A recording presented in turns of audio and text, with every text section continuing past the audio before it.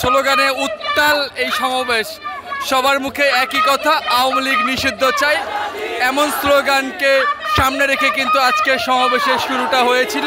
আপনারা দেখছেন এখন পর্যন্ত কিন্তু স্লোগান চলছে।